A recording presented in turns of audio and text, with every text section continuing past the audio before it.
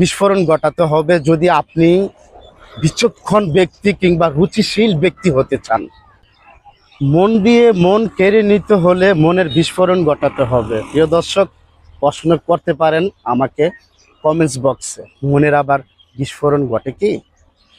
যদি প্রিয় দর্শক ভালো লাগে শেয়ার করে দিবেন, লাইক কমেন্টস অবশ্যই করবেন।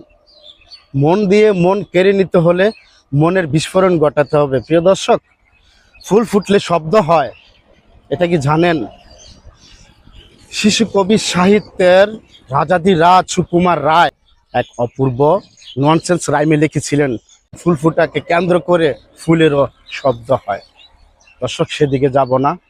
এই ফুল ফুটলে যে শব্দ হয়, এটা নিয়ে আমার একান্তভাবে একটি ভিডিও বানানোর আপ্রাণ চেষ্টা থাকবে, আমারও ইচ্ছা আছে।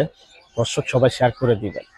যেখানে ছিলাম, মন দিয়ে মন কেড়ে নিতে হলে মনের বিস্ফোরণ ঘটাতে হবে। পৃথিবীতে শব্দ দূষণের মধ্যে সবচেয়ে মুক্ত এবং সবচেয়ে সতেজ যে শব্দ রয়েছে, এই মানব দেহের হৃদয় কিংবা স্পন্দের যে শব্দ রয়েছে, ধূপ ধূপ বা ইংরেজিতে বলে হার্টবিট।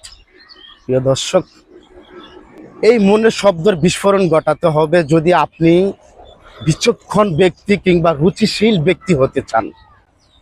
একজন রুচিশীল, একজন বিচক্ষণ ব্যক্তি দ্বারাই সম্ভাবনা পরিবেশনা।